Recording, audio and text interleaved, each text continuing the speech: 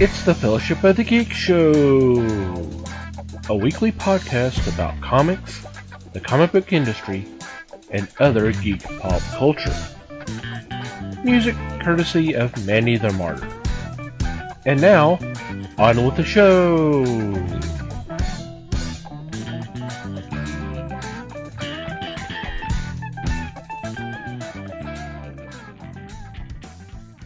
Hey there, everybody. It is the Fellowship of the Geeks podcast. My name's Thomas Chick, and joining me for this episode is Mike Marlowe. Hey, gang. Les Webster. Hello, all. And Liz Newman. Hello, everybody. How are you guys doing? Are we going to enunciate today, are we? Okay. Yeah. That's what I picked up real quick. We're not critical or anything, huh? We're good. I'm good. Yep. To answer the question. Are you? Come on, let's don't do a William Shatner night, okay? Spock. Ba, black sheep. Have you any wool? Damn, that shut things down, didn't it? Holy crap. The Animaniacs, people, come on. I hope everybody out there is doing all right. So, what's been going on in your corner of the galaxy? Well, Oh, boy. yeah. No, I'm good this week. 1 hour later. I'm good. And when I was in the 7th grade, Right. When I was 21, it was a very good year. once at band camp,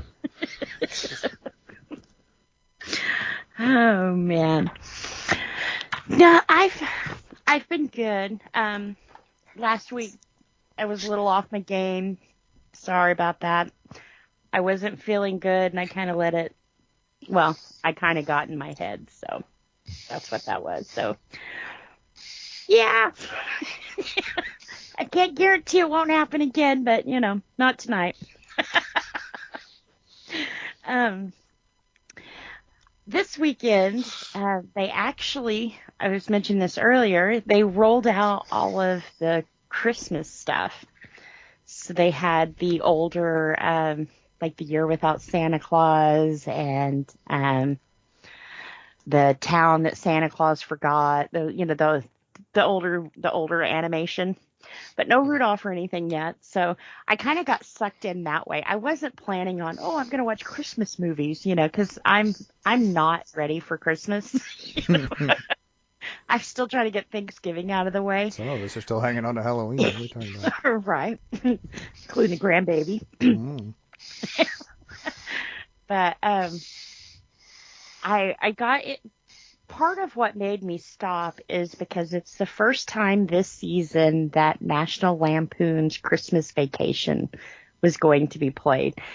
That and Elf is probably favorite Christmas movie. I mean, I love Cousin Eddie. He, God bless him, reminds me of a lot of my family. Shitter's full. And I love when he shows up and he says, "Oh, Eddie." If I woke up in the morning with my head glued to the carpet, I wouldn't be as surprised as I am right now. So I always have to watch it just for that line because, yep, been there, know that feeling. So yeah, that was kind of cool. But also flipping back and forth to, until National Lampoon's come on. They had last week I watched a Star Wars marathon where they had all of, every single one of the Star Wars. Well, this week, I think it's Reels that's playing them. Well, this week they were doing the behind the scenes stuff and, one of them was Star Wars. So I was watching that and that was kind of cool. Kind of pretty much knew a lot of it, but I didn't know some of it. So, it's always kind of neat when you hear oh, that's cool. Like what? But I wasn't aware that when I got into Star Wars, I was really, really young, and then kind of fell out of Star Wars, you know? Because, I mean, at the point I was born, they were kind of repeats or drive-ins, you know, that kind of thing. But I didn't realize that by the time I had seen Star Wars, I had already seen Indiana Jones. Mm-hmm. So I didn't realize that, like, Han Solo was a nobody, or Harrison Ford was like a nobody when they picked him. He was a carpenter. Mm-hmm. And Mark Hamill at that point had only been on a soap opera. So he was like a no-name. And Carrie Fisher, I guess, pretty much just had her name going for her. She had done little bit parts here and there, but really hadn't done anything spectacular either. So, you know, he went with 3 no-names. And See, the kicker with Carrie Fisher is it wasn't even her name. It was her mother's. yeah. And her father's, right?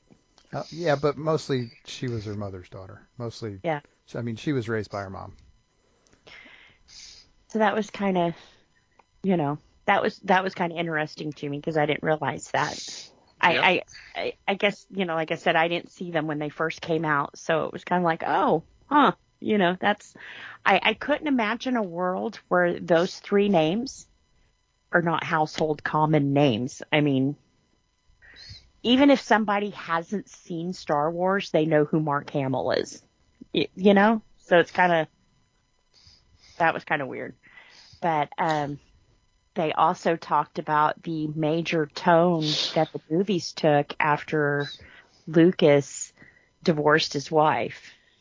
And they were like, it was almost like she was his sounding board of like, no, that's freaking stupid. Don't put Jar Jar Binks in that movie kind of thing. Oh, she tore up Phantom Menace. Yes. Yeah. So, and you know, all that negativity, you wonder why he divorced her, huh? Right. But you know, the first 3 are solid. I mean, I'd hate to think that they wouldn't have made any after that, but had they have not have, I still believe those 3 would still be standing on their own today. Mm-hmm. You know, I think it would still be carrying the franchise, you know.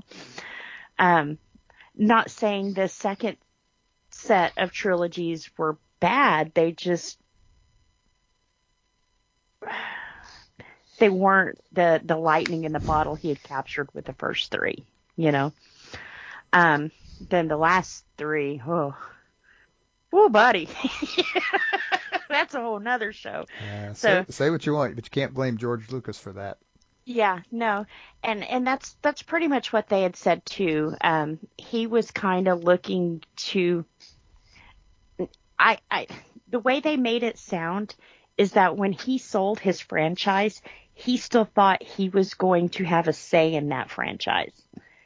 And of course, when you deal with somebody like Disney, it's kind of like, no, we bought this. We didn't buy you, you know, we're sorry you under that impression, but you know, this is ours. You know, we bought it. You sold it. There's a contract here. So I think he was disappointed in the route that they took, but they said that the only reason why he sold it to begin with is because he had tapped so far into this universe that he didn't know where else to go with it, you know, that he had pulled, you know, stories and themes from deeper into the series than what he wanted to, and now he was pretty much didn't have anything, you know, not that would mesh with the other, you know, ones that he had put out. So like I said, I thought that was pretty interesting. But they also did a Back to the Future behind the scenes. And that one was sad. That one was really sad. We find out more about Michael J. Fox's Alzheimer diagnosis. Parkinson's. Or Parkinson's. That's right. I'm sorry. And how it really affected him on his last movie and everything else. And the producer's name is just totally blown out my mind right now. But he had come to him and was pretty much like, you know, I think he fell on set and he went to get back up and he couldn't. and that's when he pretty much had to tell everybody then, hey, look, this is what I've been diagnosed with. His plan was to keep that under wraps as long as he could. And I hate that people feel like we place so much judgment on them that they can't just take a minute and take care of themselves. That wasn't, it's not a weakness. It's life. It's things that happen, so I wish he would have known that he would have had the support that he has by telling people, but they said that, pretty much him and the producer had agreed, then let's go out with a bang. And that's why they exploded the DeLorean. They were like, there is no more. There's no going back. There's no sequel. There's no holding out for it. The fans will know this is finished. We put a nail in it. It's done, So, but they had him there talking. And I guess this was shot. I should have looked at when it was shot because I think that was right in his, I hate to call it the nasty time, but for him, it was a nasty time. It's where they're still trying to figure out what medications they can put you on so you can function, Mm-hmm. And so he had a lot of the jerks and hard to talk in some parts and that kind of thing. And that was sad, You hate to see, one of your favorites end up that way, So that was pretty interesting. But then afterwards, get you guys' opinion on this. They have this show where they go behind the scenes of, like this one was on Carrie Fisher and it was her autopsy. And they kind of go into what caused her to die. And after watching the behind the scenes and watching, the whole marathon like I did, to me, it felt very invasive. That I didn't watch all of it because it was like I can't do this. To me, it was too private. When you break down every minute of somebody's life the way that they did, and contributing factors, some of the things they were pointing out, it was like I knew this, but I didn't want to know this. So it got to the point. I think they got into her drug history and what it had done to her heart. And it was like, no, I can't, I don't think when somebody dies, we should forget that they were an asshole in life. But I also don't think that we should start pulling all of these bad memories and just, to me, it was gross. It was really gross. I can't believe that her family would be okay with them doing that. I know a lot of it was public, but why give a platform to it? I was the same way with the Lucy autopsy, though. When they started breaking down into her personal, it was like, I can't do this. To me, this, if she wanted us to know this, she would have told us this, So, I don't know. Would you guys watch something like that, or would you feel the same way?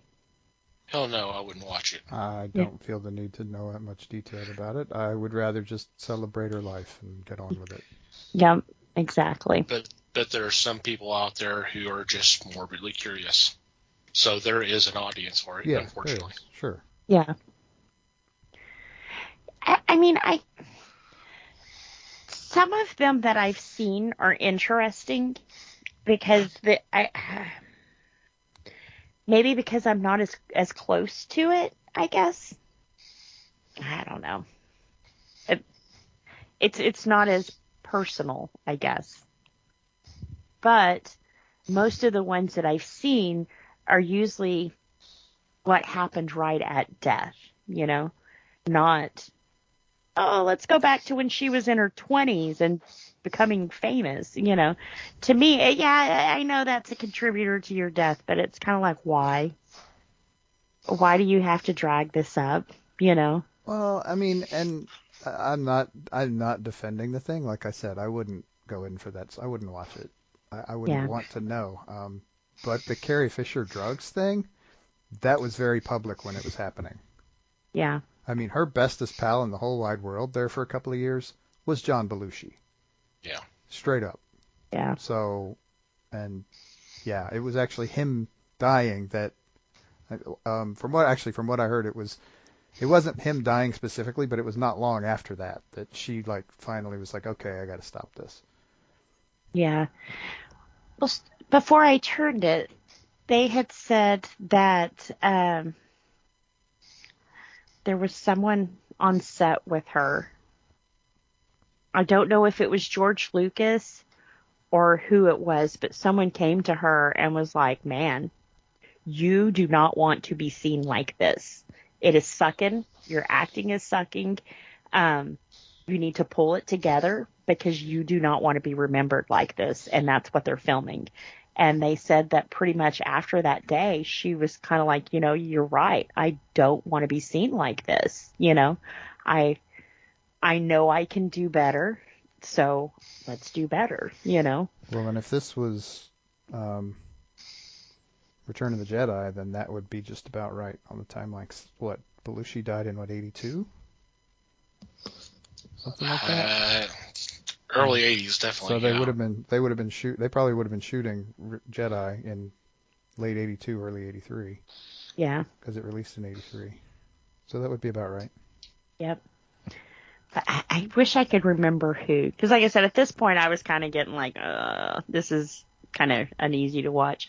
But it was someone she very much respected.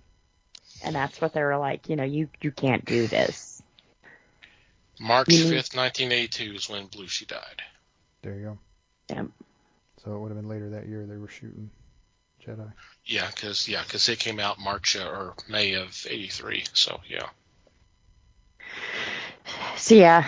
So that was kind of weird. Oh, and one last thing, and I'll turn it over. I was watching, I'll throw a link in Discord if anybody else wants to watch it, but it was a documentary on YouTube. It's not even a documentary. It's like 14 minutes long, but it's called Documentaries That Lied to You. Now, the first one they talk about, I believe it's the first one, like totally blew my freaking mind. And it was like, it's hard to be a Disney fan after this. But in 1958, they did a show called The White Wilderness. And they showed a bunch of lemmings running off of a cliff. And oh, yeah. I've heard this story. Yeah. Well, I've always thought my whole entire life that, lemmings will run off a cliff. They're so driven for home that, they'll run off a cliff because they don't realize, they're going to die. It's not just you that bought into it either. Well, come to find out, that's not the case. And that this scene in this movie was faked. Well, half of it was faked. They took these things, the lemmings from Canada where they're native to, and brought them to like some beach here in America. And they had only so many of them, so to make it look like a crowd, they put them on this table that was rotating. So it just looked like they kept coming and coming and coming and coming. And, there were so many of them running off this cliff. So that part was fake. Now, the part that was true is that they really did push these lemmings off the cliff, and they really did drown and die for a movie. So it was kind of like, how the hell did Disney get away with killing like 200 animals for a 5-minute clip in a movie? I mean, I would like to think today's terms that would not fly. Oh, hell no, because they have people that are monitoring that kind of stuff. Right. Yep. Animal rights people. Yeah. PETA would be so far up their ass they would be spitting vegan burgers, Mm-hmm. Right. And like I said, it wasn't just you that bought into that. It was pretty much American society believed that about lemmings because they're not, like you said, they're not native to the U.S. And so for all we know, that's real. I mean, why would we believe anything else? Why would they lie to us? And so that became what lemmings were they were these dumb creatures that would run off a cliff if they were going. Suicidal. Yeah. And there's nothing true about that at all. that was crazy. Totally staged. I mean, and there's a lot of different ones in here that, that was the oldest one that they talked about. And, of course, I didn't see it in 1958, but I'm wanting to say it was it Nature of Omaha? It was like an insurance company. Mutual of Omaha. Mutual of Omaha's Wild Kingdom. Yep. Yes. And they always had, the Disney shows that they played and everything else. So I had seen that one, of course, in reruns and stuff. And, as a kid, it was kind of like, wow, look at them crazy fuckers go. I mean, of course they're not going to go off the cliff. Yeah, they went off the cliff and they all freaking drowned. And the cameras showed you these furry little creatures drowning in the bay, So it was like, wow, Disney. But they break down, what was some of the other ones? Super Size Me is in there. The guy who ate McDonald's every day for like a month, and he said that it almost killed him. But what he didn't tell us is that he was also an alcoholic, and he was killing his liver, and his doctor had already told him this before filming, and most of the weight gain that he, attributed during this time was from his drinking. So that was kind of, okay, should have gave those stats with the other stats that he gave. There's Bowling for Columbine. There was a lot of statistics in there that Michael Moore was told up front, hey, this is not right. You've got your figures wrong. And he pretty much, surprise, surprise, was like, well, fuck you, and did what he wanted anyways, because it made for a better show, There was one with Al Gore that triggered the whole climate change. And there was something about a dead polar bear, which was what everybody was like, oh my God, we're killing the polar bears.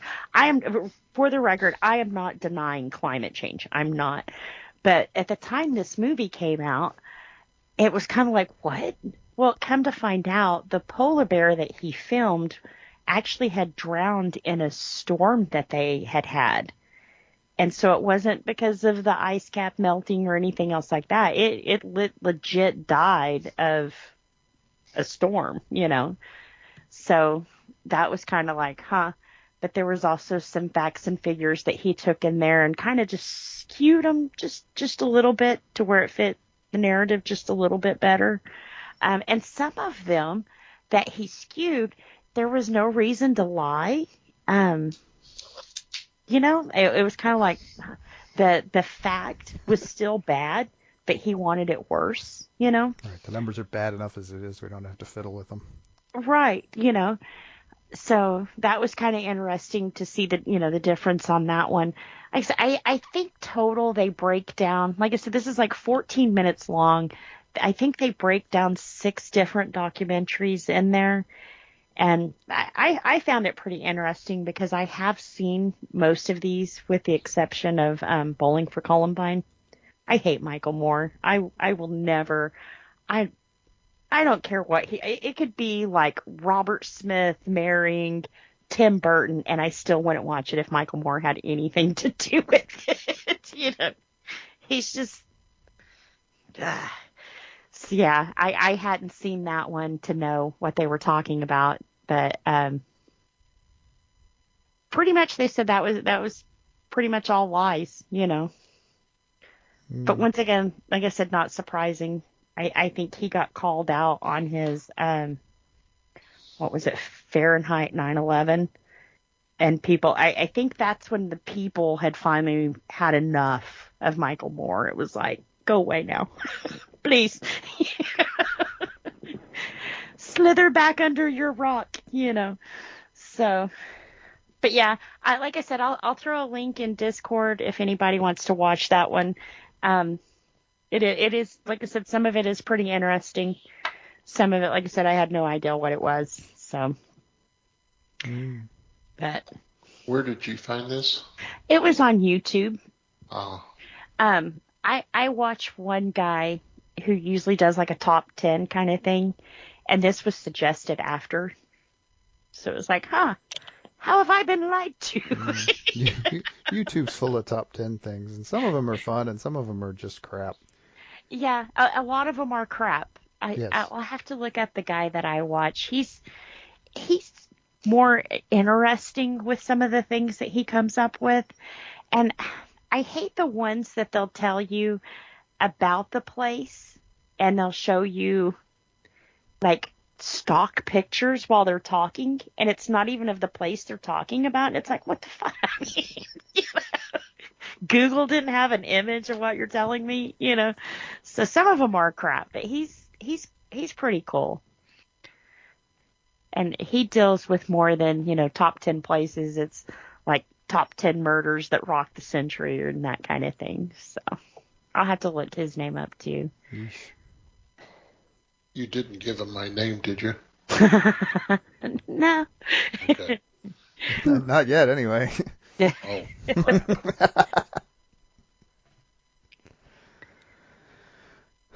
But I will warn you, animal death is like in the first 5 minutes of this, so. Oh, and Bear. You guys know who Bear is, right? Bear Grylls, and yeah. it's so this, yeah. He shows you that he's out in these like hardcore places and he's eating worms and drinking piss, and come to find out, no, that's not the case at all. What? He does those things. Yeah, he actually has a motel that he goes to and sleeps in at night. He doesn't sleep outside. There's no, there's no almost starving or any of that kind of mess. This is all planned out and,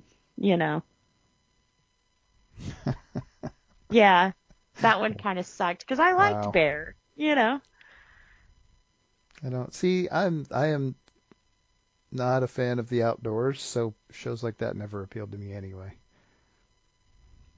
I like I don't like Survivor.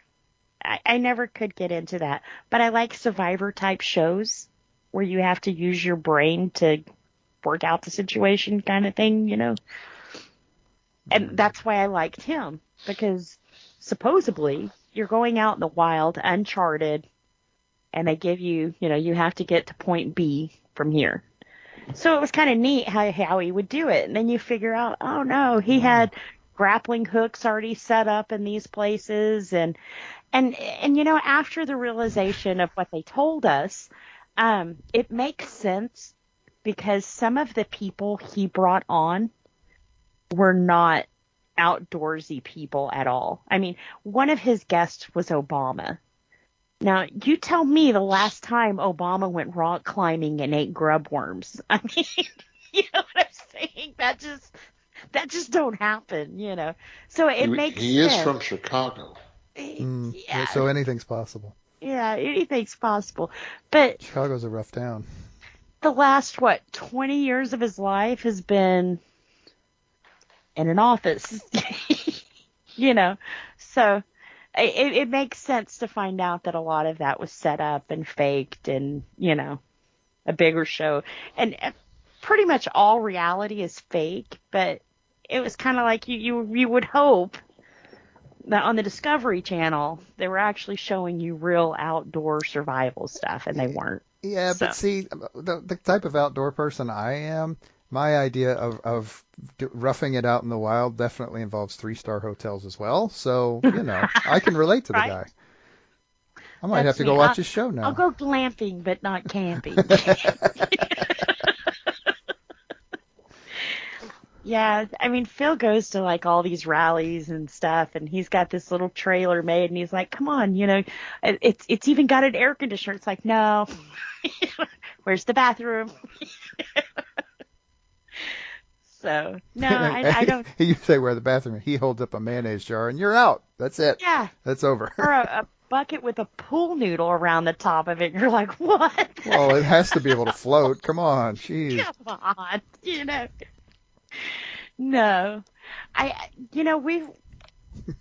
we've done a lot of work at our farm, and I go out there every year after Christmas just to kind of see how far they've come with it and visit the cows and that kind of thing. But really, out at the farm, it's just a step above camping. Really, the the guy we leased our land to rented the house out, and you've heard me talk about Marlin and the people who live in Marlin. So they didn't really do the house right, So there's a lot of work that needs to be done. And to me, that's as close roughing as it. that is. Right. That's really roughing it, man.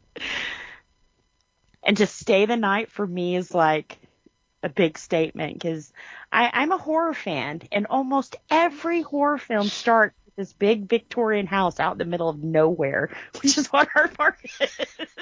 Nice. So, metal roof on the barn all night long. Wham, wham. Yeah. Step above camping. That's cool. The things we do for love, I guess. But one day, I said the things that they're doing is really cool, and they've got one wall. I shared it with you guys the other day of the barn that his like great grandfather built. Well, they had to tear it down, but they wanted to save something from it, so they reclaimed the wood and did the walls in it, and they've done a few ceilings in it and all kinds of things. So that's kind of neat to see the old come mix in with the new, because Phil works on mansions in Dallas. So to see those two kind of mesh is kind of cool, It's rustic, but it's nice. Right. That was a cool video. Did you see the orcs? Yeah. Imagine waking up to those. Hell yeah. He was so happy. And that's why they did the V thing. It was supposed to look like a mountain. They've got more that's going on there for that. So, but yeah. It'll definitely, I mean, right now it's like a man cave down there. Deers and orcs and cows and. Cool. But that's all I did. 45 minutes later. Sorry. Look, now again, it's one of those weeks I don't have that much to talk about anyway, so no biggie. I didn't do a hell of a lot of anything this week. We played D&D this weekend, and that managed, between that and a couple of things around the house, that managed to kill my week pretty well. So it's pretty boring over here. I wouldn't say D&D's boring, but yeah. Well, yeah, that was fun, but everything else is boring. Yeah. Just kind of glad that like marching band season is over. That's a cool little thing that I didn't. That's a moment that I had never really thought about before, because I never had anybody in marching band before. So yeah, and all the stuff that goes along with that. Woo. Oh, it just keeps on coming too. Mm-hmm. Never. It ends, but it doesn't really end. Mm-hmm. They're done marching, but now they'll start doing UILs and competitions and. Yeah, they do. They switch into concert season, and then they have the trip, which is in April, I think, which they're already starting to do stuff with. So that's cool. Yep. So he'll have a one time at band camp story. Oh, they're not. It's not that kind of. It's not a camp. This is just a trip. No, the camp thing. They've actually. It's funny you bring that up. They made a point of telling us at the beginning of the school year that they don't really call it band camp anymore for obvious reasons. So it's really just it's just basically it's just training. They're just doing band training because they can't call it band camp anymore, because most of the people who are the band directors are in a certain age range where they have all heard that from that movie before, and so they Yeah. just can't do it. So yeah, that what was the traditional equivalent to quote unquote band camp is the 2 weeks they spend before school starts getting ready basically for the first football game. And I mean, that happened at the very beginning. So Yeah. we just had to drive his ass up to school every day for 2 weeks, and pick him up, allegedly. Allegedly. He's still there. If I'd had my way a couple of days, maybe he would have been. But nah, I like to tease him about it anyway. Yeah. My job was, I'm the guy who takes him to school because I would prefer to ditch him somewhere. And so that's my opportunity to ditch him somewhere. And then Leslie goes and picks him up. Because she wants him back. Tell her if you bring him back, you got to take him. No, we both win this way. She likes going to get him, and I like ditching him, and it all works out great. Cool. Pretty much a tangent there from I didn't do anything this week, but that's okay. We all know what tangents look like on this show. Mm-hmm. Liz. What do they look like? Me. Kind of like Liz, right? I mean, and in all fairness, Liz is not the only one. I mean, we all learn from the master, but she's not the only one who does it. Speaking of tangent, hey Les, what's been going on with you? I'm glad I have you folks here. I know you're knowledgeable. Oh.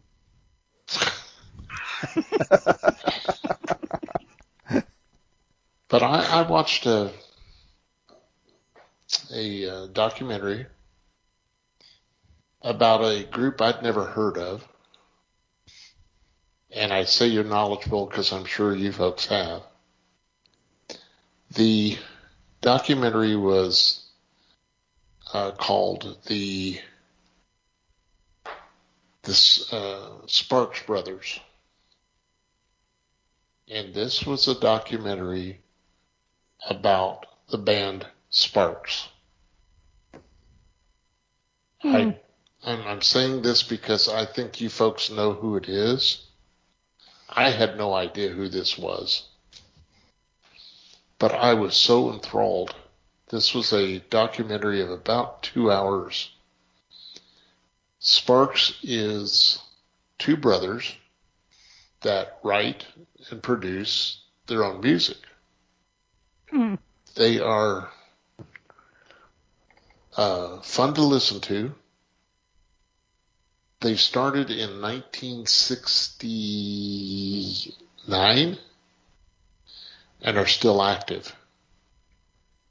They have a huge following,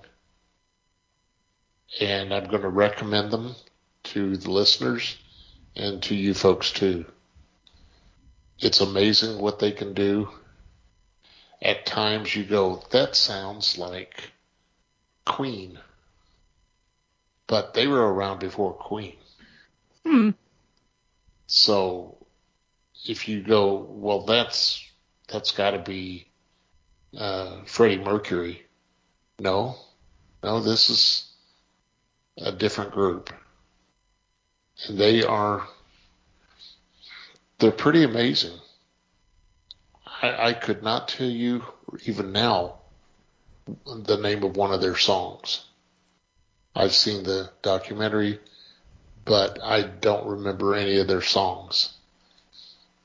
But this was so much fun to listen to them talk about the process and how they made their way through it.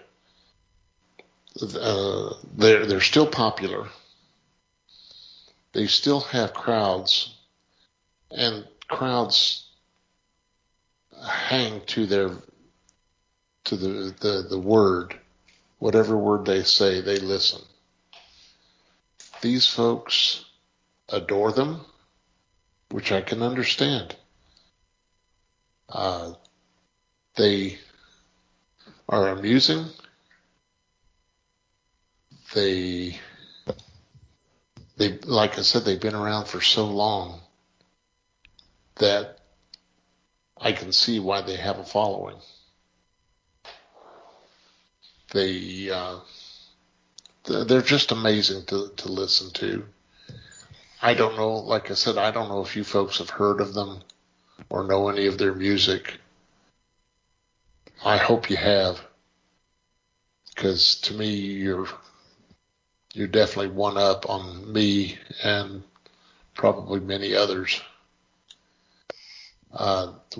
In this documentary, they talked about them doing a series of 21 nights of music. And in these 21 nights, they performed their 21 albums at that time. Dang.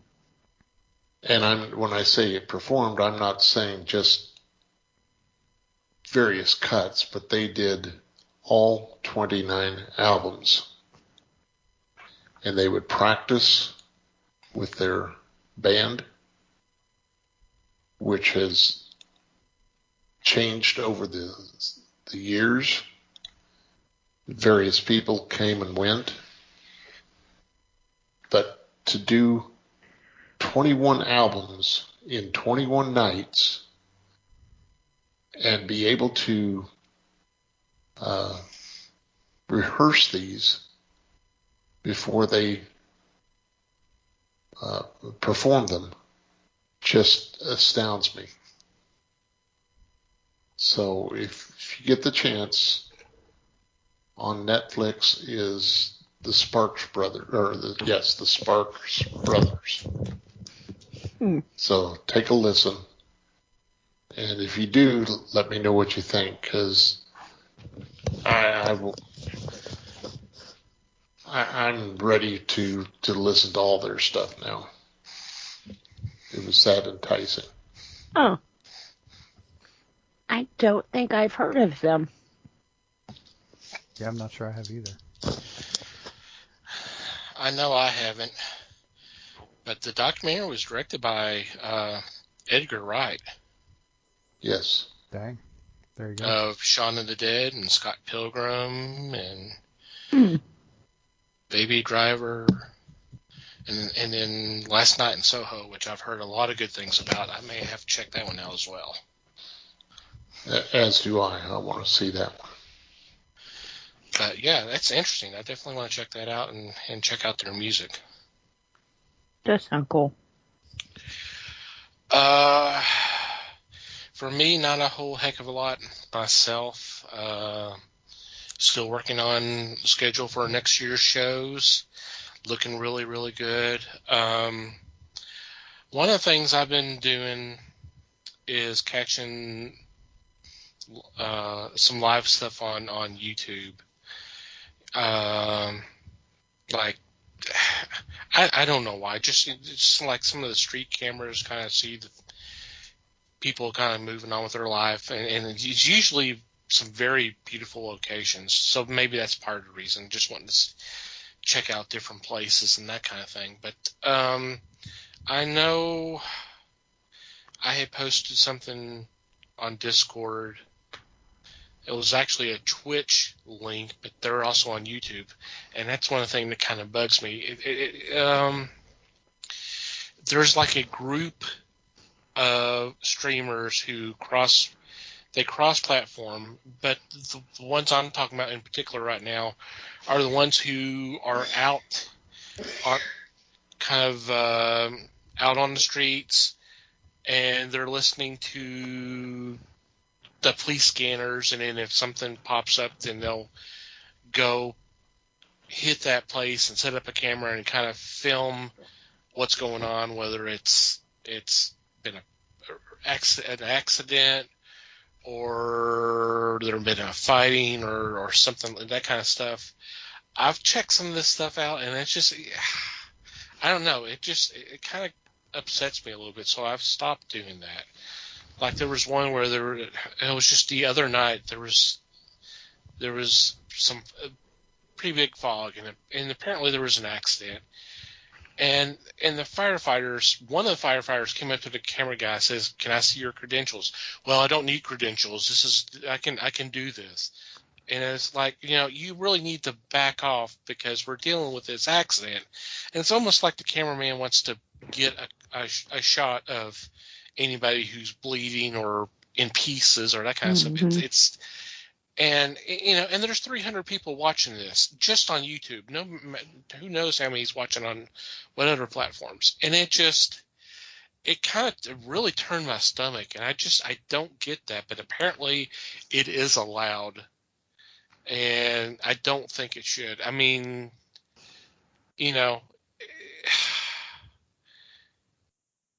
it's one thing if they're being filmed, if they're showing a first responder, whether it's police, paramedics, whatever, if they're doing something wrong. I mean, here locally, we had the incident of the paramedic kicking a homeless man, and it was on the news and all that.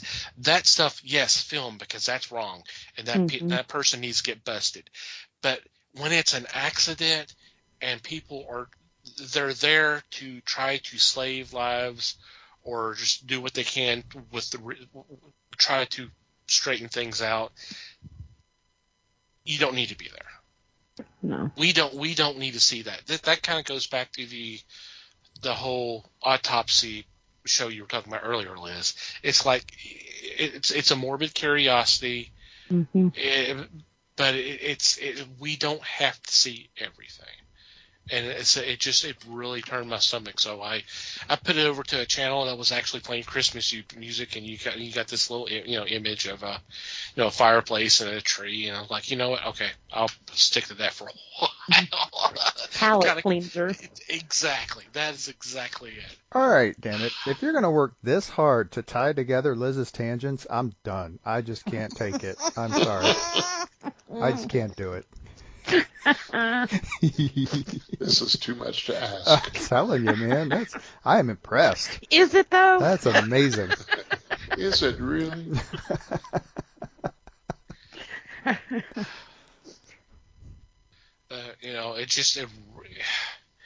And I read some of the chat, and I'm going like, you guys are idiots. You're idiots. Why am I working myself up not only watching the scene, but reading these comments? I'm like, why am I doing this to myself? So I had to stop. Yeah.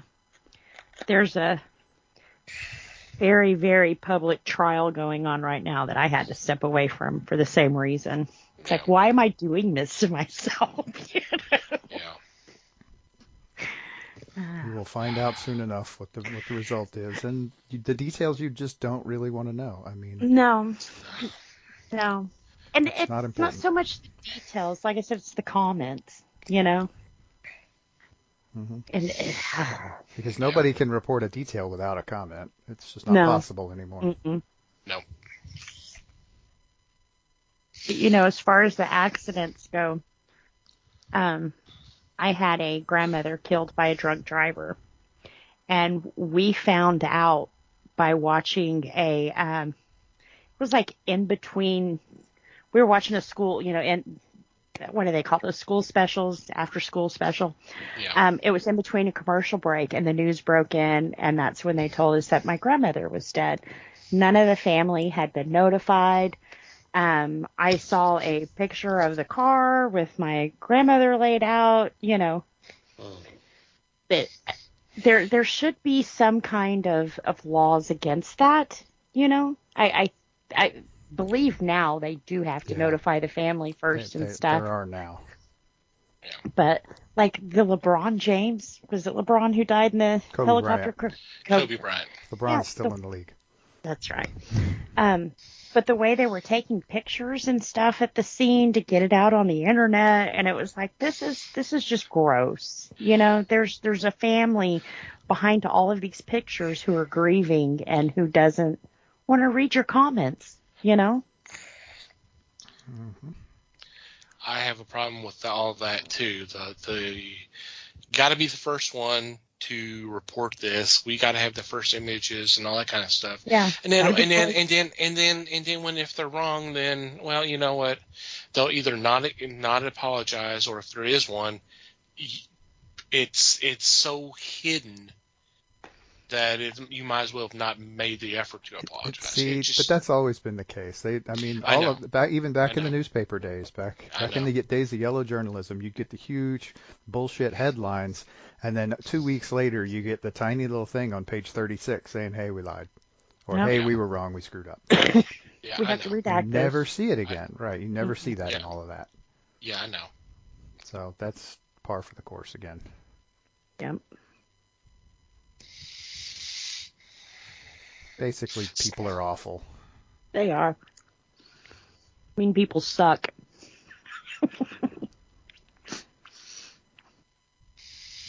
And on that note, let us move on. But before we get into this week's discussion, it's already been mentioned a couple times that we do have a Discord that y'all are free to join. Discord is free to sign up, and the app is free. We do have an invite on our homepage, www.thefellowshipofthegeeks.net. We post news items. We post stuff for discussion, fun stuff. We try to have some fun activities on the Discord. We do movie nights, that kind of stuff. We may have something coming up here in the not too distant future, with it being the end of the year and all that. So definitely check that out. So yeah, come join us. It's fun. Yeah. I'm having fun with it. Mm-hmm. It's a hoot.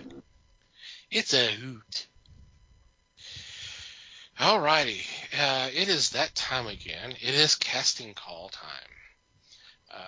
If you've not heard us do one of these before, we do one every other month, and we will take more times than not, it's a comic book property. But it could be something. It could be something else. It could be another show or TV or movie or something like that. And what I do is I put it in some other type of format and pick a particular period of time, and I throw out the names to the guys, and we kind of do our own casting call. And for this, we turn our attention to the Green Hornet. And we are treating this as a 1994 live-action movie. Try to help Les out, wash the Seth Rogen out of his palate. So yeah, try to help him out there. That was awful. Honestly, I got maybe 2 minutes into it and dropped out. So maybe like opening credits. I watched the whole thing, and it didn't get any better, really.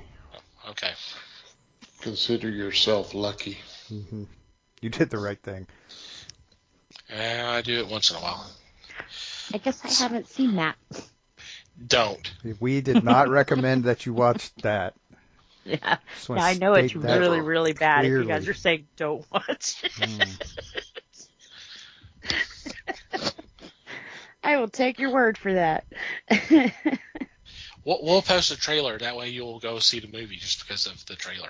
You know, like you did the other film. All right, so let's get the show on the road. Who wants to go first, and who are you casting first?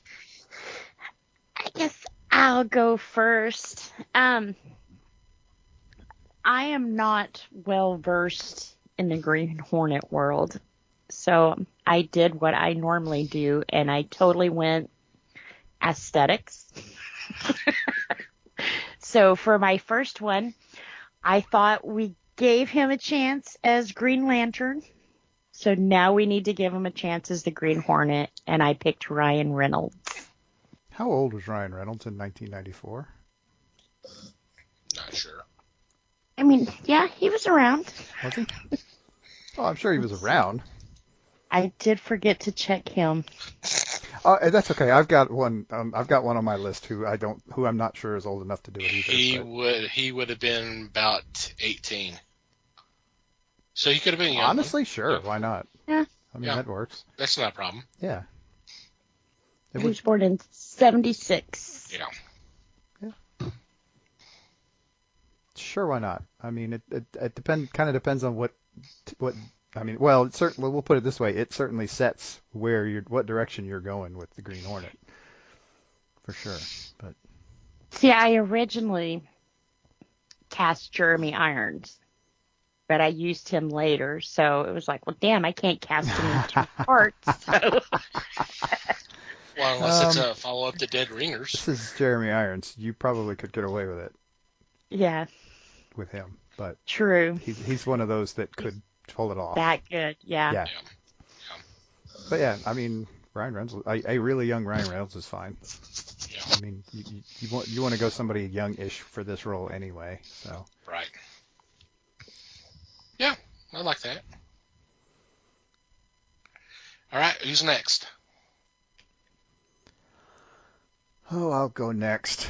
And I will preface this by saying I did something accidentally that I just realized a little bit ago, and I'm just going to run with it because I think it's more fun this way. Did you watch The Blob? Hey, better that than Beware the Blob. Yeah, Green Hornet. I'm picking Steve McQueen for this. No, I'm not picking Steve McQueen for this. Maybe in like 65, that would have been interesting, but maybe if he'd done that instead of Thomas Crown Affair, it would be a different story. But you're giving me ideas, Mike. I need to write this down. Oh Lord.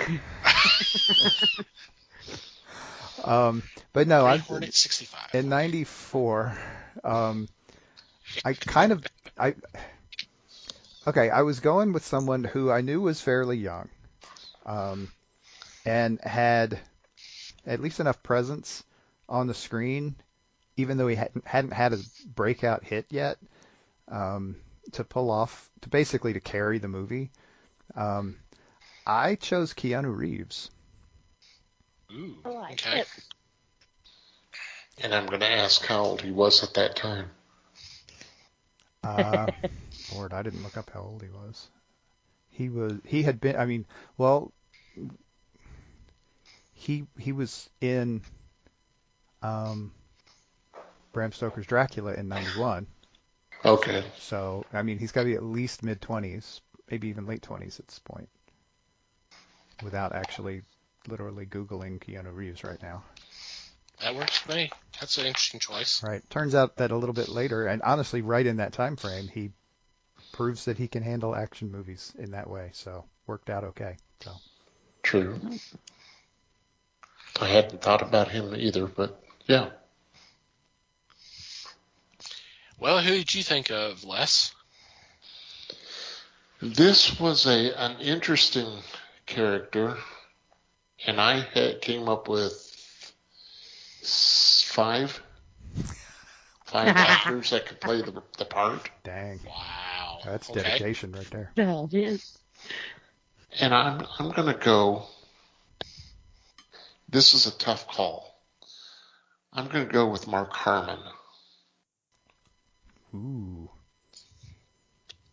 I do like Yeah. it. Because I had Cary Elwes, Mark Paul Gosselaar, and Ricky Schroeder, Bill Campbell as backups. But I'm going to go with Harmon because he would have been a little older than the rest of those. Yeah. And would be able to pull it off as far as I'm concerned. Mm. He's got a certain intensity to him He does. Yes. that he has pulled out a few times in roles. Yep, I like it. Thank you. I didn't realize I went a little bit older, but that's okay. It was really the first name and really the only name that popped in my head when I started thinking about this. And maybe because I was colored by the roles he would play down the road, not necessarily what he has done at this point. But it would have been cool to see that in this time in his career. James Spader. Okay. Put him in a good guy role for a change. That would be interesting. Mm-hmm. Yes, he's got a little bit of intensity too. Yeah. Hughes Well, would this not was have right. allowed it. This would have been right around the time of Stargate. Oh yeah. So. I like it.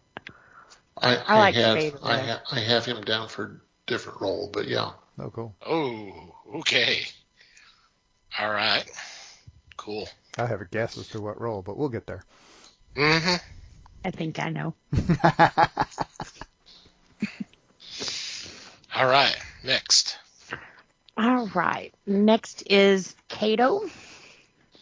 And I went with a guy that I didn't know until here recently. And he did 10 Rings. And so I went with Tony Chu, who was known as the stock guy, the stock picture guy before 10 Rings. So, did you guys know that?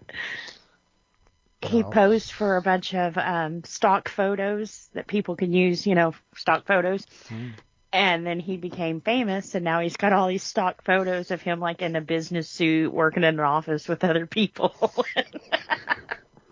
Well, I'm sure it was a paying gig. Yeah, he was like, these pictures are more popular now than they were back then. I think he said he got like $10 a picture.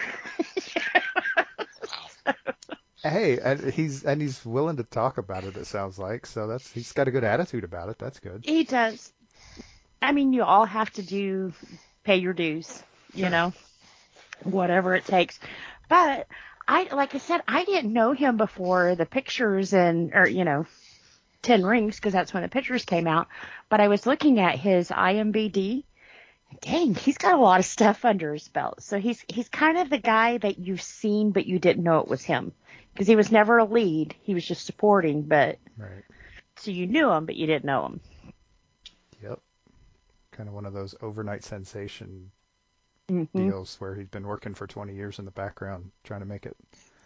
And finally did. And finally overnight makes it, right. And then when you look at how old he is, it's like, Jesus, I thought he was like young kid, No, He was when he did those pictures. Yeah. Absolutely. Cool. Alrighty. Mikey. Okay. So feel free to accuse me of low-hanging fruit on this one. But I think Kato is an important enough role. And I think there's enough history with the role that this is a go big or go home moment. And in that time frame, in that 94 time frame, I think we pretty much have to go with Jackie Chan. Yeah. Because he's another one of those guys who can do the serious and the comedy. Mm-hmm. And you've got some flexibility with like I said, a very important role in this movie. So I think, I mean, he was pretty hot right around then anyway. So he was in everything. Yep. I think it would be fun. His movies are fun anyway. I like your choice. Yep. Okay, how about you, Les? This was the toughest one for me to find. But to me, I went with the obvious, and that was B.D. Wong. I thought about him. There's nothing that says that the actor has to be a martial artist. Yeah. And that's nothing from Chan. I'm just saying that to accommodate, you're looking for an actor. And that's why I chose Wong. The guy has been around for a long time and is knowledgeable in what he's doing. So I figured that was his chance. I first saw him in Oz, Yes. and I don't know, it seems like a few of the other things I've seen after that, he was kind of casted in that psychiatrist, kind of mode, but yeah, he's been in everything. Yeah, he did a run on one of the Law and Orders Yes. as the psychologist. Yeah. Yep. Wasn't he on Gotham too? He was. Yep. Yep. Dude can act for sure. He can. He's said- and a lot of range because he also does voice work Yeah. for Disney. So. Yep. That's a name you might hear again down the road, but we'll get there eventually. For my choice, I went a little different because during the 90s they had toyed around with Kato having a daughter, and his daughter became the Kato. For that, it stuck with me. So I went with a female Kato. Cool. And I went with Ming-Na Wen.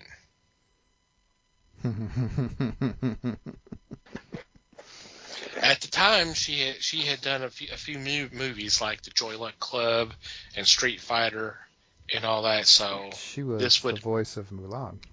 That's true. Also. Yep. Yep. Yep. Yep. She's a badass. She is. Oh, I would love to have seen that. Oh yeah, totally. And she was on a TV show at around that time, wasn't she?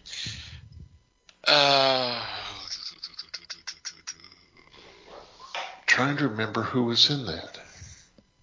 Right around, she was ER. ER was 95. She was on the year 95, and then back for 2000, 2004. This was a comedy. Okay, well. And she played the single wife. guy? Huh? The single guy? That was from 95 to 97. Well, this was a TV show, though. Well, that's what I'm saying. It was a TV show from 95 to 97 with Jonathan Silverman. That's it. Yes.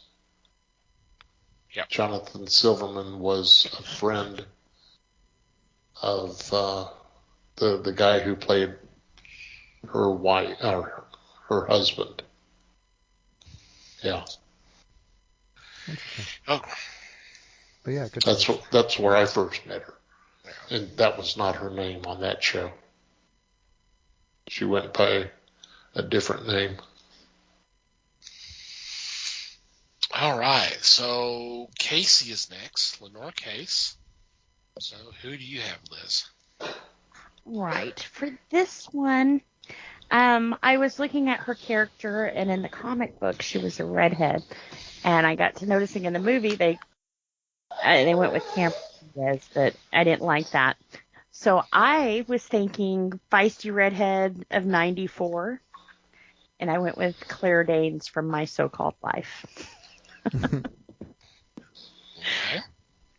I didn't think of that. That could be interesting. Yep. She was a bit young too, but that's okay. So was Ryan. Right. That's why I'm not worried about it. Yeah. I say that the character she was playing on My So-Called Life was young. That doesn't mean that she was, I guess, because it's not unusual to cast people in their mid-20s to play teenagers in Hollywood for some reason. So. Yeah. True. And yeah, she's pretty good too. So. Mm-hmm. All right, Mike. Yeah, this is where people are going to laugh at me, and I promise this was not intentional because I had quit looking at Green Hornet at Green. I had moved on already completely, and honestly, I was doing this at like 7 a.m, so my brain was not 100% whole. But for Casey, I thought of someone kind of in that same age range with Keanu, and who was strong enough to stand up to him. And I was thinking totally of the role, not the character, not the actor. Right. And so I picked Sandra Bullock to play Casey. And then I looked like later, after I was going through and checking some other stuff, and I was like, oh yeah, that's right. What's the name of the... Damn it, what's the name of the movie? I'm completely blanking. Speed. Just the word speed just left my head. Speed came out in 94. And I was like, and I didn't even think about it at the time, and until I sit down here this evening and I'm like, oh shit. I precast Speed. So we know it's going to work, right? Yeah. Good chemistry. Right. I mean, it works. I like it. Yeah. I like her. Right. She's a good actress. At least it wasn't Speed 2. Totally. Electric Boogaloo. Oh. Moving on. Mm-hmm. Yes, please. I'm ready for you to say Dennis Hopper later on, Mike. We'll see. We'll see. This was another one that I had five actresses. Wow. And I'm going to go, now, a couple of them are Academy Award winners, but I'm going to go with Carrie Warr. She was on Sliders. Mm-hmm. She was on the old game show with Adam Sandler about the contestants being in the basement of this guy's his mother's house, and they were playing trivia questions. But she was on that,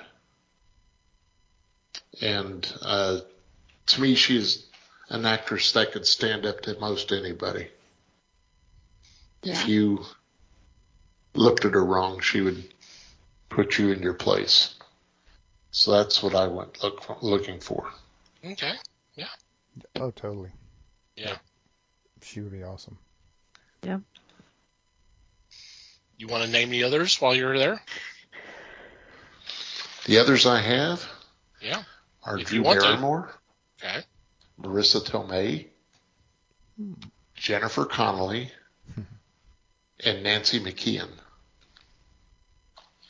from Facts of Life. Facts of Life. Yeah. That would have been an interesting That would have been choice. interesting, for sure. That would have been. You mean I chose the wrong one? Those would all have No. been. They're all great.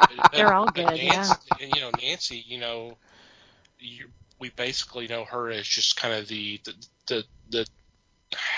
I don't want to say tough girl, but she kind of was in that role. Yeah. So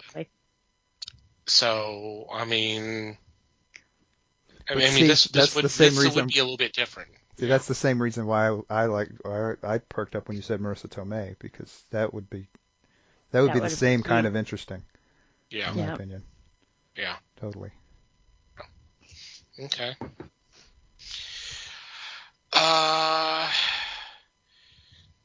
I went with someone who's, she's kind of done it all. A little bit strong, a little bit vulnerable, and I think she would have done a really good job. She comes from a pretty good pedigree. I went with Bridget Fonda. Okay. Oh, yeah. Yeah. That would have been around the right time frame for that. I didn't think of that. Yeah. Yeah. Yep, she's pretty good. I could see it. Alrighty. Next on the list, Mike, expert. Okay. Once again, when I was looking around, the movie, I guess, when did the movie come out? Like It was 10 or 15 years later. Okay. Like 10 years. Um, It's like 2011 or something like that. Am I crazy? No. Well, No. you're crazy, but I don't know about the date. Maybe it's like somewhere in there. Yeah, it was 2011. 2010 plus or minus 2 years. Yeah. Well, I like the guy they cast in that role for Mike Axford. He's actually the guy from Mayans. But I was thinking someone who could be tough because wasn't he the cop that turned reporter? Mm-hmm. So you kind of wanted someone you could see in both of those kind of roles and everything else. And this is where I cast Jeremy Irons. I think, like we had touched on earlier, he's good at kind of a dual personality kind of thing. And Right. He's the guy you want to give a complex role to. yeah. Interesting. Okay. Yeah. I love Jeremy Irons. And there's that too. Yeah. And I mean, the deal is rightly so. Dude's awesome. So Yeah. I mean, He's another one with range. Right. And the funny thing is that watching him pull off that subtle complex thing is really fun to watch, and watching him completely friggin' ham it up is also really fun to watch. Yeah. And you can find stuff where he's done both, and it's just a hoot. Yeah. Alrighty, Mikey. Okay. I went a little more understated than Jeremy Irons on this, but somebody I knew was a good enough actor and had enough experience to pull this thing off. Because I do think this is a little bit of a complex role because you get, I mean, I don't want to say turning from a cop to a reporter is a huge thing, but is a hugely difficult thing to do. But you want someone who has been around a bit and who has seen some stuff. I went with William Sadler. Okay. Yeah. I mean, he was in that time frame. He was in plenty of stuff that I think makes a pretty good resume right off the bat. So Nice. Yeah. good actor. Mm-hmm. I like that.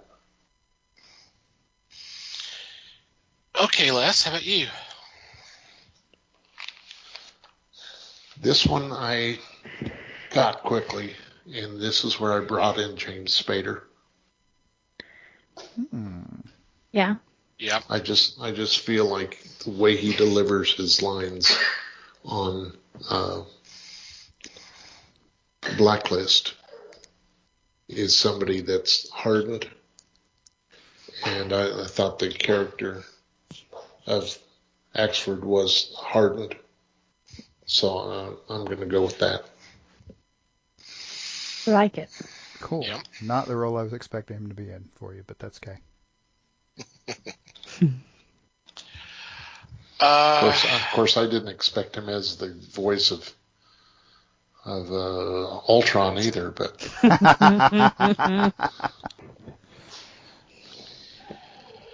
see, for me, I could see Mike handled several different ways.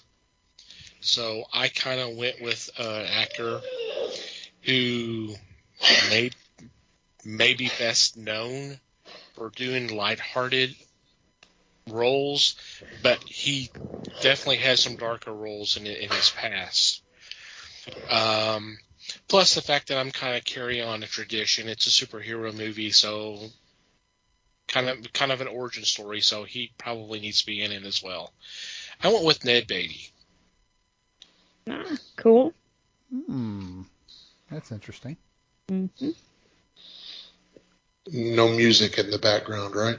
Totally not. That would be tacky. As long as he doesn't have to fake a New York accent either, that's probably good. But I like your choice. Yeah, he would be a hell of a catch for a show like this, or for a movie like this. You would. Okay, next is the DA, Frank Scanlon. Okay. On this one, I was looking for someone who could be a hard ass, and I decided to go with Gary Oldman. Good Lord, you're pulling out the budget for this one, ain't you? Right? Jeremy Irons and Gary Oldman. Be the first time the supportings were paid more than the leads. And it is hard to argue with either of those guys either. Yep. I like it. I would watch Gary Oldman play Aunt May. Yeah. I mean, shit, come on. That would be interesting. And he probably would do it, too. Oh. For the challenge. And he would do it well. Mm-hmm. Yeah, it works for me. Alrighty, Mikey.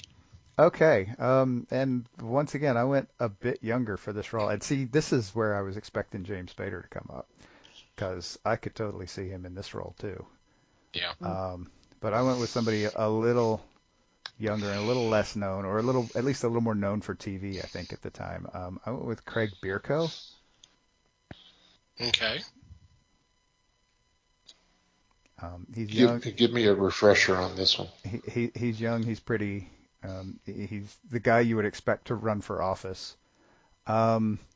He is one of those people that's kind of in a whole bunch of stuff in the 90s, but nothing super. I mean, he was a thug in The Long Kiss Goodnight. He was a bit part in Fear and Loathing in Las Vegas, and otherwise he's almost exclusively TV. Okay. Yeah, he was in Boston Legal from 2004 to 2008. There you go. He was? Who was he? Jeffrey Coho. Okay. He was also in The 13th Floor, if you've seen that one. Yep. And he was cut out of superhero movie, but that's beside the point. The other interesting credit for him that most people don't know about was he played Dave Lister in the American Red Dwarf pilot. Don't like you know what I'm talking about. Nobody knows what the hell I'm talking about. Things that make you go, Yep, there was a completely and utterly failed attempt to convert Red Dwarf for the American market in 92. Completely and utterly failed. They even brought the guy who played Crichton over from UK to be a part of it. Still didn't work. But anyway. Yeah, looking at him, I could see it. I'm not all that familiar with his work, but yeah. Yeah, I mean, he just kind of looks like a DA. Yeah, he does. And he looks like a guy who would run for city council after being a DA for a while or something. Yeah. Or mayor. Mm-hmm. Okay. All right. How about you, Les? Do you have 5 names for this one? No, just 2. Oh, okay. Well, close. Slacker. Although Carrie Elwes would fit this, I'm going to go with a man that starred with Billy Campbell, and that was Dennis Farina. Ooh. Okay. That's an interesting take. Yeah. I like it. Yeah.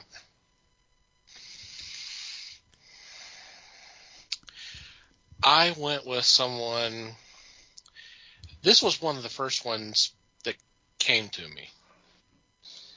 And maybe because I was influenced with some of the stuff he's done more recently, which was more serious. At this time, he was better known for his comedic roles. But we know if you're good at comedic acting that you're going to be really good at dramatic. I went with Michael McKean. Okay. You need help, Liz? Very interesting. Talking about Lenny. Oh. Lenny and Squiggy. Okay, yeah. Hello. I'm going to hear that all night now. You're welcome. Mr. Green. Mr. Green, I'm going to go With home and sleep with my My wife. wife. If you want to know who shot Mr. Body, it was me with a revolver in the hall. I watched that the other night, and it was so much fun. It is. It's still good. It is. So. All right. The Black Hornet is next. We're getting to the bad guys. Oh, wait, this guy's a bad guy? No, I'm just kidding. Of course he is. Well, this one I almost had 2 for, but I got to thinking, and I want to see this guy as a bad guy. Although I think right now never mind, I won't say that. It's too. Be nice. Watch it. Be nice. Be careful. Hot Be topic careful. there.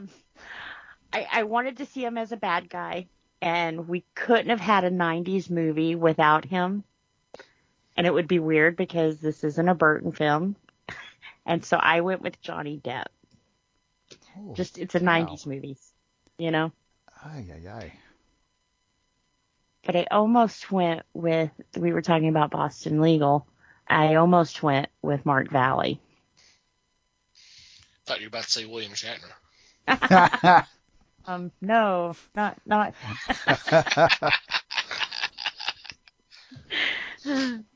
See what you started.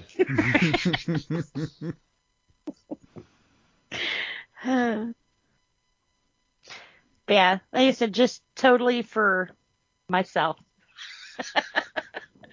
And just his name alone, and then add him in with the other names I put in. Yeah. People would see it just to see it. People would have to watch it. Holy They cow. would. Somebody's got to pay for this thing. Yeah. Jeez. But We'll make Disney do it. I guess Disney couldn't, though, could they? If they bought the rights, they could. If they had the rights, yeah. Alrighty, Mikey. Okay. So my choice for this is possibly too young to do it, but I still think he would be really good at it, which was something that I don't think he proved until later. But that's okay. It might not matter in this role if I understand the role correctly. But I picked Mark Dacascos, who might have only been something like 18. I'm not sure, but I don't know if he was even around at that point. But I still think he would be really good at it. Okay. Okay. He's done his share of bad guys, and if nothing else, he's young and energetic. Run around trying to kick people's asses, no problem. Alrighty. Les. What did you say his name was? Mark Dacascos. Okay. Dacascos. You'll I know was him when you making see sure. him. I saw the face, and that's what I was making sure, because I know him, but I didn't know him. Right. I'm sure he gets that a lot. Yep. He did. Wasn't he the announcer guy on Iron Chef for a while? He on Iron Chef America, yeah. Yeah, That okay. was him. That was him. My choice for Black Hornet is Roger Ewan. Roger Ewan was in movies like John Wick 3. He was in Crouching Tiger. He was in he was in Shanghai Noon. He was in Skyfall. He was in Bulletproof Monk. Played the monk. So an action guy then. Yeah. Oh, that makes sense. Yeah, that I was like the route that I choice. took. Totally. Yeah, definitely. Okay. For me, this is where BD comes in. BD Wong. Okay. Cool. That could work. Yep. All right, the final one is Oni Juma. Okay. When I saw this guy's name popped straight into my head, and it was like, ooh, the cop off of Breaking Bad. So I went with Dean Joseph Norris Okay. Okay. with the shaved head. Okay. Is that an important part of it? It is. Okay. That's what made him look just like that guy. Before Mike makes his pick, I'm going to say that he and I are going to match. I'm just going to throw that out there. You can try. Okay. And you might be All right, because I might have outthought myself on this one. Okay. Because I decided to not go with the super obvious ones. I came up with 3 names for this. Okay. Very much in less fashion. And I decided that the first 2, although they would have been absolutely brilliant in the role, were just flat out too easy. So I opted for a third choice. My third choice, Okay. the one I opted for, is George Takei. Okay. That would be interesting. Yeah, definitely a different take. Yeah. Mm-hmm. I like that. So who were the 2 obvious ones then? The 2 obvious ones were straight out of Big Trouble in Little China. James Hong and Victor Wong. Either one of those guys would have been awesome in this role. Yeah. But I thought they were a little too obvious. Okay. Yeah, Decay would have been awesome. I agree. It would have been fun to let him play a bad guy. Mm-hmm. Alrighty, Les. Well, no, I'm not going to give one because I'm obvious. So The reason, like I said, the reason they're obvious is because they both would have been just flat out perfect. I agree. Which one? And you're I obvious. took James Hong. Yeah, see? Totally. Yeah. Although Wong would have been good in that too. Or Watanabe. Ken Watanabe, yeah. Oh, yeah. Yeah, I went with Hong as well. James Hong. Yeah, it's a little obvious, but I mean, it's because, like you said, he's so good at it. Because he's so good in that role. Because it's just like the role he played in Big Trouble.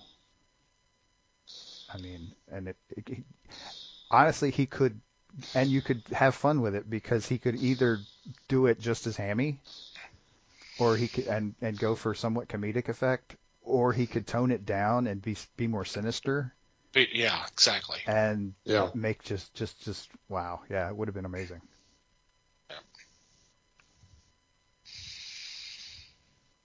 Hmm. I think I looked up the wrong guy then, guys. I don't know how the hell I did that, but You gotta learn to copy and paste more. This wasn't Black Hole. yeah. My mind's a black hole. Oh, The Blob. I am so leaving that alone. I am so leaving that alone. good night, everybody. And on that note, I think we're going to take a quick break. How do we top that, right? Yeah, I think that's the perfect way to end this. We'll be right back after this quick break.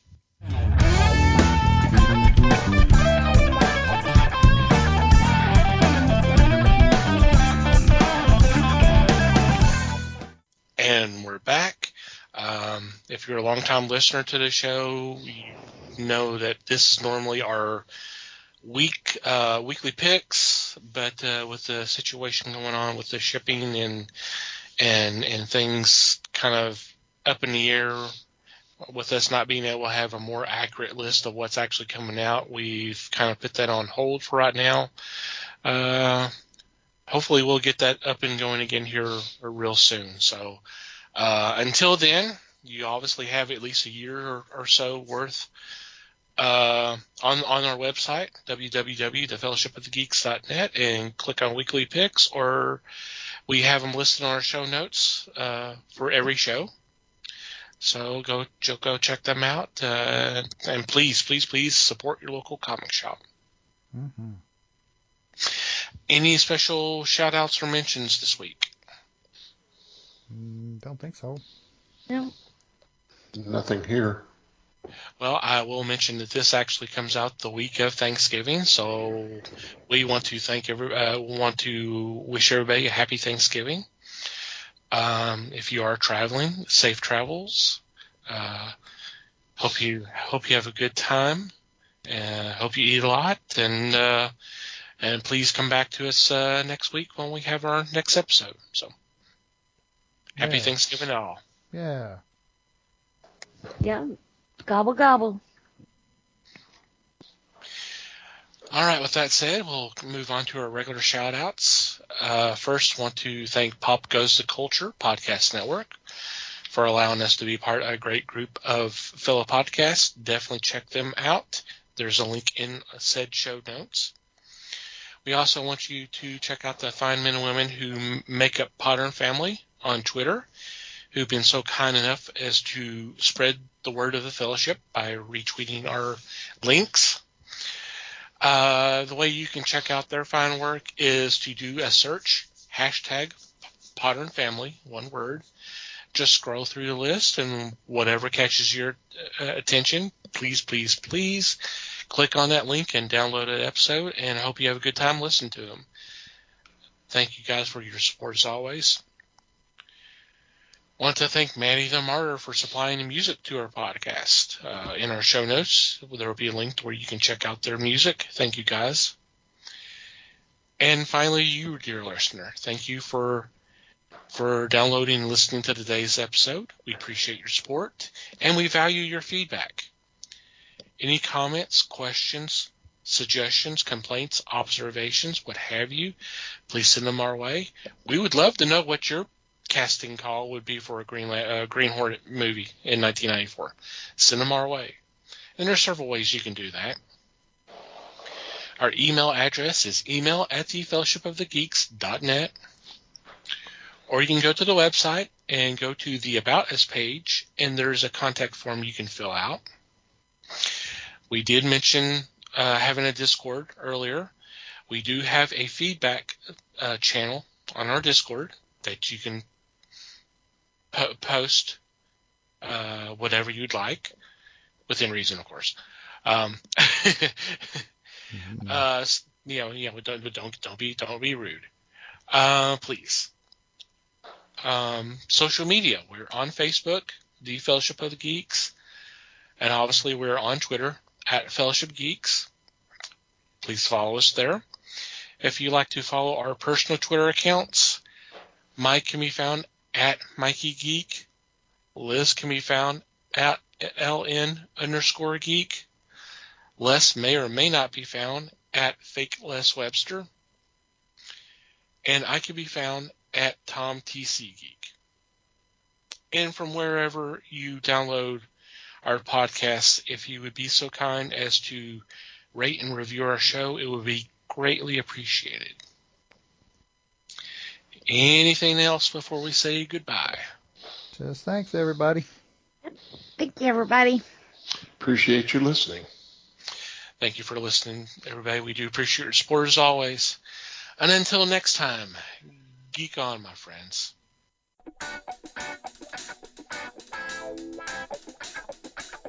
We thank you for listening to the show. Comments, suggestions, and questions can be sent to email@thefellowshipofthegeeks.net.